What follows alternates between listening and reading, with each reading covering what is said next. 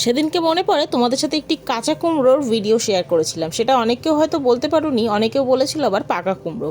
যাই হোক, সেটা বাদ দাও, আজকে সেই ছোট একটা কুমড়োর আজকে রেসিপিটা তোমাদের সাথে শেয়ার করবো। চলো, প্রথমেই কড়াইতে তেল গরম করে নিয়েছিলাম, ওর মধ্যে 5 ফোড়ন দিয়ে আর শুকনো লঙ্কা দিয়েছিলাম একটা, আর কুমড়োগুলোকে খোসা শুদ্ধই আমি ছোট ছোট ডুমু ডুমু সাইজে কেটে নিয়েছিলাম। কেটে ভালো করে ধুয়ে নিয়ে আমি দিয়ে দিয়েছি। দেওয়ার পর নাড়াচাড়া করে নিয়ে ওর মধ্যে লবণ পরিমাণ মতন আর একটু হলুদ পরিমাণ মতন দিয়ে ভালো করে কষিয়ে নিতে হবে।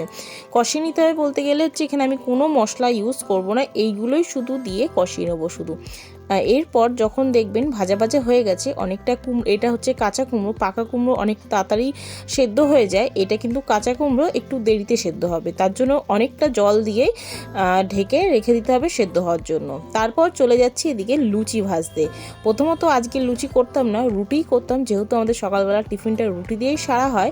আজকে আমার দেওর মশাইয়ের মানে মুডটা একটু ঠিক করতে, মানে মুড বলতে গেলে এখন বোরিং হয়ে রয়েছে, সেই মুড ঠিক করতে গিয়ে আজকেই এই লুচির পর্ব শুরু হয়েছে। তাই আজকে গরম গরম ফুলকো ফুলকো লুচি আর কাঁচা কুমড়োর তরকারিটা দিয়ে দারুণ জমে যাবে। আপনারাও চাইলে এইভাবে তরকারি করে দেখুন, দারুণ লাগবে খেতে, সবাই